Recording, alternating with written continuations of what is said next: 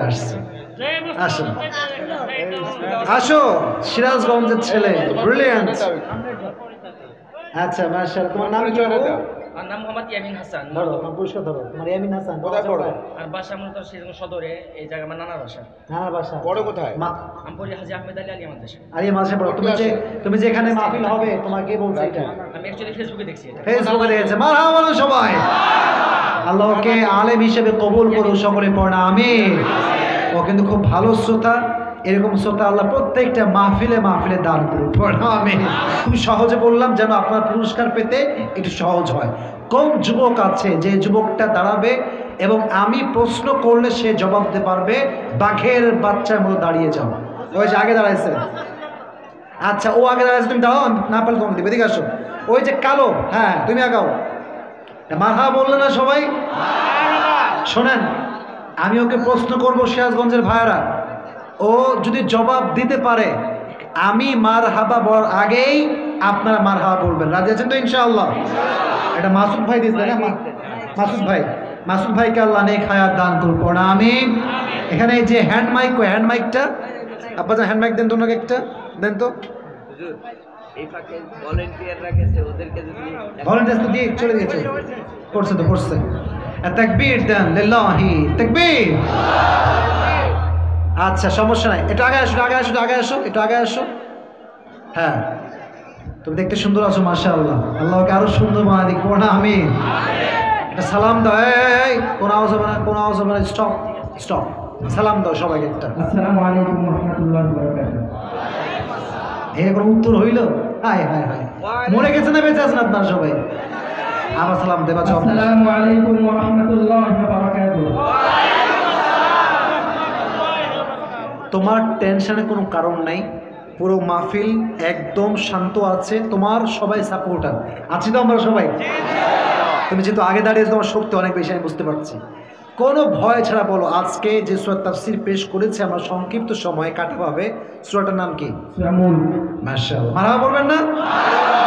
আর যেন আমাকে বলতে না, আপনার আগে মারহাবা দিলেন। সূরাটার নাম্বার কত? 67। মাশাআল্লাহ। সূরাটা কি মাদানী না মাক্কি? সূরা মাক্কি।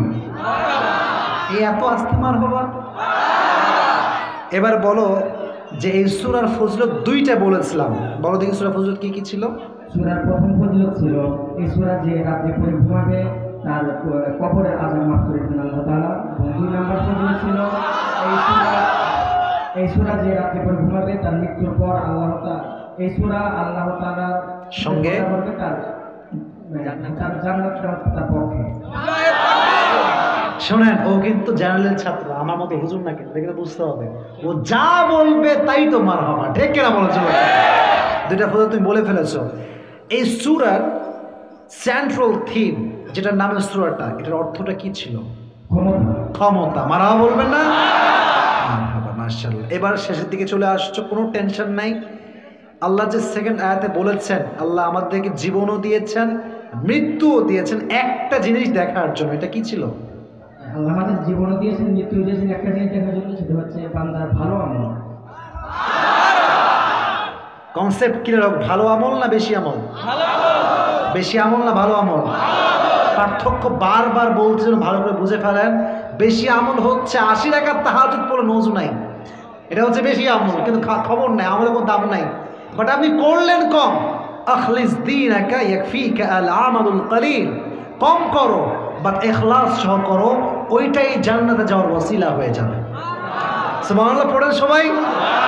তাহলে ভালো আমল বলো তো দেখি, ভালো আমলের দাম কত বেশি এটা বোঝাবার স্বার্থে একটা হাদিস বলেছিলাম এক্সাম্পল হিসেবে। ওই হাদিসে একজন মেয়ের নাম উল্লেখ করেছে। মেয়েটার নাম ছিল কি? মেয়েটার নাম ছিল হযরত মুহাম্মদ সাল্লাল্লাহু আলাইহি ওয়াসাল্লামের কন্যা হযরত ফাতিমা রাদিয়াল্লাহু তাআলা আনহা। মাশাআল্লাহ। ফাতেমা যখন মারা যায় তার সর্বশেষ ওসিয়ত কি ছিল? ফাতিমা রাদিয়াল্লাহু তাআলা আনহার সর্বশেষ ওসিয়ত ছিল তাকে যখন জানাজা করবে, তার জানাজায় যেন অন্য কোনো মানুষকে না ডাকা হয়, তার দুটা ছেলে এবং তার স্বামী ওনাদের জন্য তাকে জানাজা করে। এটা কিন্তু আমি শেষে বলি নাই, ওই ওয়াজেই বলছিলাম, শেষে কিন্তু বলি নাই। তাও টেস্ট করলাম যে ওরা একটু টাকা পয়সা বাঁচাতে হবে তো ভাই, তো হইল না আর কি, আমি ফেল মারলাম। তো যাই হোক, এবার বলো যখন কবরে রাখা হয় তখন আবু যর গিফারি কবরকে কিছু কথা বলেছিল। কি বলতে কি বলেছিল? আবু যর গিফারি রাদিয়াল্লাহু তাআলা আনহু কবরকে উদ্দেশ্য করে বলেছিল যে, হে কবর, তুমি কি জানো তোমার মধ্যে আজকে কাকে রাখা হবে? যাকে রাখা হবে সে বিশ্বনবী হযরত মুহাম্মদ সাল্লাল্লাহু আলাইহি ওয়াসাল্লামের কন্যা এবং তিনি জান্নাতের যুবকদের সর্দার ইমাম হাসান এবং হুসাইন রাদিয়াল্লাহু তাআলা আনহুর মাতা। মারহাবা বলেন সবাই। এবার তোমার শেষ কথা, শেষ ভালো যার। কিন্তু একটাও আটকায়নি ভাই। বলো যে কবর কি জবাব দিয়েছিল, এটা আমাদের মেইন মেসেজ। কবর জবাব দিয়েছিল, আমি হযরত মুহাম্মদ সাল্লাল্লাহু আলাইহি ওয়াসাল্লামের কন্যাকেও চিনি না, আমি কাউকে চিনি না। আমার কাছে যে নেক আমল করে আসবে, যে ভালো আমল করে আসবে, সে আমার ভালো ব্যবহার দিবে। লস করে দিয়েছে। মারহাবা বলো। আসো আসো, এই পাত দিয়ে না এই পাত দিয়ে, কোন পাশ দিয়ে আসো? বিল্লাহিত তাকবীর, বিল্লাহিত তাকবীর। আসো আসো আসো আসো। টাকা পয়সা নাই রে ভাই। আর যা যা, এটা কম নাকি? এটা কম। আসো আসো, দৌড় দাও দৌড় দাও। তুমি সেলিব্রিটি হয়ে যাবো বাবা আজকে। এর নাম কি? এলাকা ছিল নাকি? বাইরে থেকে আসছো? আচ্ছা, অনেকে বাইরে থেকেও আসছে। আচ্ছা, মাহফিল শুনতে আসছি। জি জি, অনেকে বাইরে থেকে আসছে। আসো আসো, সিরাজগঞ্জের ছেলে, ব্রিলিয়ান্ট। আচ্ছা মাশাআল্লাহ, তোমার নাম কি? আর নাম মোহাম্মদ ইয়ামিন হাসান। ধরো তোমার পুরস্কার ধরো। তোমার ইয়ামিন হাসান কোথায় পড়ো? আর বাসা মূলত সেজন্য সদরে, এই জায়গা আমার নানার বাসা। নানার বাসা। পড়ো কোথায়? আমি পড়ি হাজী আহমেদ আলী মাদ্রাসা। আরে মাঝে পড়ো। তুমি যে এখানে মাহফিল হবে, তোমাকে বলছে এটা? আমি অ্যাকচুয়ালি ফেসবুকে দেখছি এটা। ফেসবুকে দেখেছে। মারহাবা বলো সবাই। আল্লাহকে আলেম হিসেবে কবুল করুন সকলে পড়া আমিন। ও কিন্তু খুব ভালো শ্রোতা। এরকম শ্রোতা আল্লাহ প্রত্যেকটা মাহফিলে মাহফিলে দান করুন, পড়া আমিন। আসলে ওয়াজ করলে তো হয় না। ওয়াজ মানুষ কি বুঝেছে, কতটুকু শুনেছে, এটা টেস্ট করার দরকার আছে না নাই? তো আমি নতুন শুরু করেছি, পুরস্কার দেই সবাইকে, যেন মানুষের ওয়াজ ভালো করে মাথায় ঢুকে যায়। আমি আসিফ অধম অযোগ্য, যতটুকু বলেছি আল্লাহ আমাদের সবাইকে সেই অনুযায়ী আমল করার তৌফিক দান করুন সকলে পড়া আমিন।